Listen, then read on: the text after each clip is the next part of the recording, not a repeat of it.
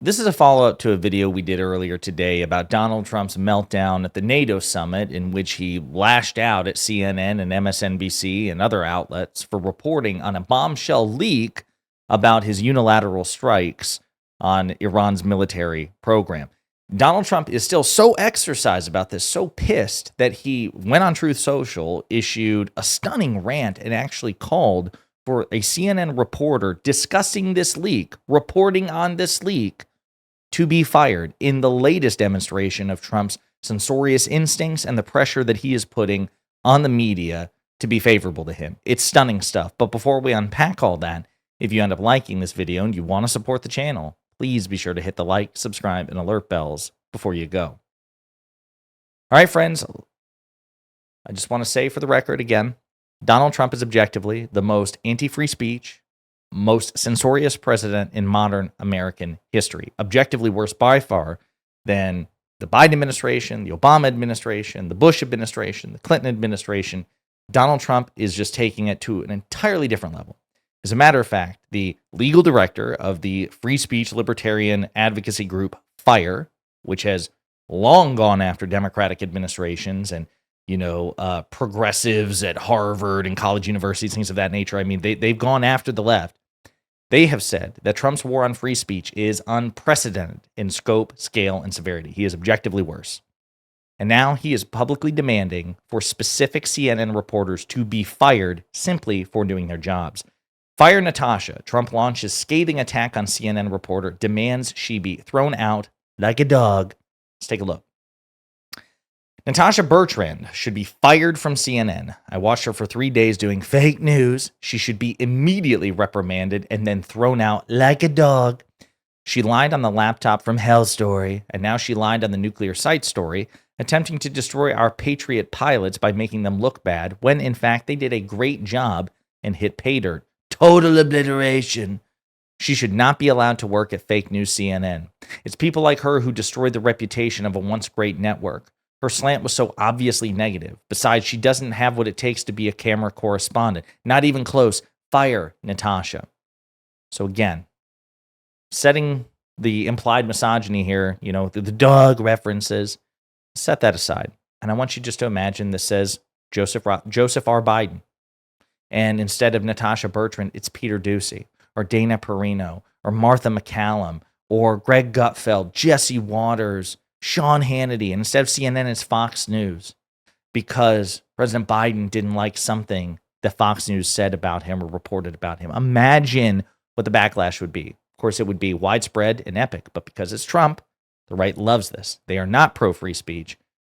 They love cancel culture. They pioneered cancel culture. Some of the most stunning examples of cancel culture derive from the right. The McCarthy era, the Red Scare, canceling country music singers during the Bush years because they criticized President Bush, all the shit in the Trump administration, boycotting Gillette and the NFL and going after Colin Kaepernick and, boycotting Target and trying to get, Bud Light's, Anheuser-Busch's stock to drop because they, gave a trans person a can of beer. This is the impulse of the right to be anti-free speech. Nobody's perfectly consistent. The left isn't, the right isn't. But Donald Trump in particular takes it to new levels that we've never seen before. Now, in response to this, CNN issued a statement. We stand 100% behind Natasha Bertrand's journalism, and specifically her and her colleagues' reporting of the early intelligence assessment of the U.S. attack on Iran's nuclear facilities. CNN's reporting made clear that this was an initial finding that could change with additional intelligence. We have extensively covered Donald Trump's own deep skepticism about it. However, we do not believe it is reasonable to criticize CNN reporters for accurately reporting the existence of the assessment and accurately characterizing its findings, which are in the public interest. Good on CNN for defending Natasha Bertrand, especially at a time when Trump is actively waging a pressure war on all media outlets he doesn't like, from MSNBC to NBC to ABC to CBS and now CNN. Stunning stuff. Stunning stuff. Hold the line. Let's take a look at that report, by the way. Actually, before we do that, I want to remind you. You remember Terry Moran, the ABC reporter who did that, viral interview with Trump a couple of months ago when Trump was still convinced that Kilmar Abrego Garcia had MS-13 tattooed literally onto his knuckles? And Terry Moran's like, no, you didn't. and that whole exchange. And then a few weeks after that, Terry Moran issued a fairly accurate but political tweet criticizing Stephen Miller, the deputy White House chief of staff, and Donald Trump. And then the Trump administration publicly called for Terry Moran to be fired, and then he was fired. You guys remember that? Just want to play this clip and remind you of what the Trump administration publicly advocated for just a couple of months ago in terms of a network firing a reporter. Last night, in a since-deleted post, so-called journalist Terry Moran went on a rampage against Stephen Miller. What happened, Caroline? Well, ABC is going to have to answer for what their, again, so-called journalist put out on Twitter in the wee hours of the night, calling Stephen Miller vile. They said that President Trump is a world-class hater. And this is, again, coming from someone who is supposed to be an unbiased and professional journalist.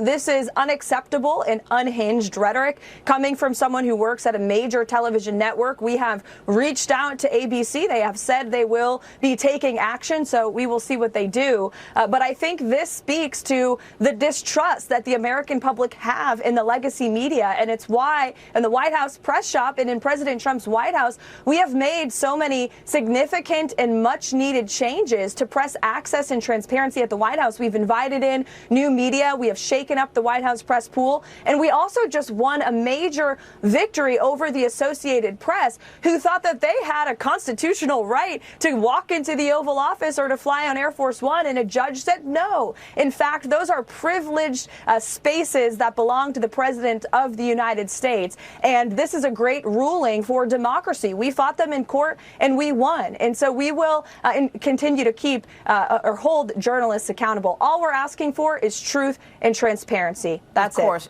And you said ABC is going to take action. What do you expect that action to be?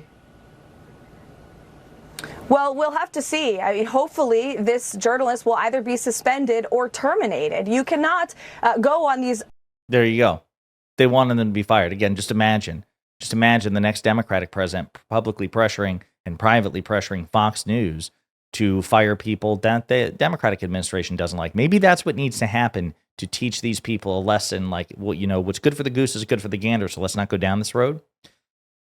So it's a part of a pattern with the Trump administration that's unprecedented. Now let's look at the reporting itself. This is what Donald Trump wants her to be fired over. So she is the co-author. It's Natasha Bertrand, Katie Bo-Lillis, and Zachary Cohen. Exclusive early U.S. intel assessment suggests strikes on Iran did not destroy nuclear sites, sources say.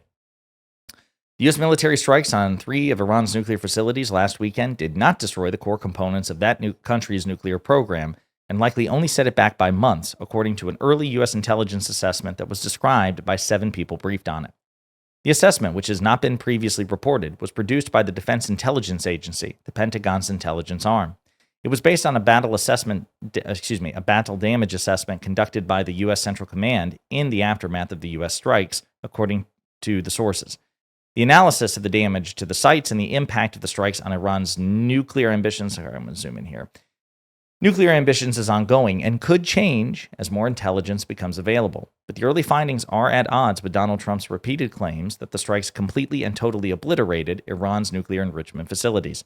Secretary of Defense Pete Hegseth said on Sunday that Iran's nuclear ambitions, quote, have been obliterated.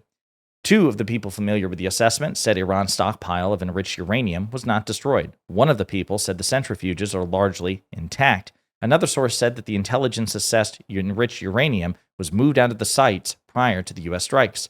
Quote, so the DIA assessment is that the U.S. set them back maybe a few months, tops, the person added. The White House acknowledged the existence of the assessment, but said they disagreed with it. White House Press Secretary Carolyn Leavitt told CNN in a statement, quote, this alleged assessment is flat out wrong and was classified as top secret, but was still leaked to CNN by an anonymous, low-level loser in the intelligence community. The leaking of this alleged assessment is a clear attempt to demean Donald Trump and discredit the brave fighter pilots who conducted a perfectly executed mission to obliterate Iran's nuclear program. Everyone knows what happens when you drop 30,000 bombs perfectly on their targets. Total obliteration. Trump, who's in the Netherlands attending this week's NATO summit, pushed back on CNN's report in a Truth Social post. Quote, one of the most successful military strikes in history. The nuclear sites in Iran are completely destroyed, and so on and so forth. So Yeah, this is where we are. Again, the Trump administration once again flexing the fact that it is the most openly censorious in modern American history, by far, far worse than any Democratic administration at its absolute worst. And now they're publicly pressuring for a reporter, a very specific reporter, to be fired. And that is coming from the President of the United States himself. Trump's war on free speech and the free press continues, and any principled defender of free speech and the free press should publicly acknowledge that, condemn it, push back on it, no matter who it is. In the meantime, let me know what you think in the comments.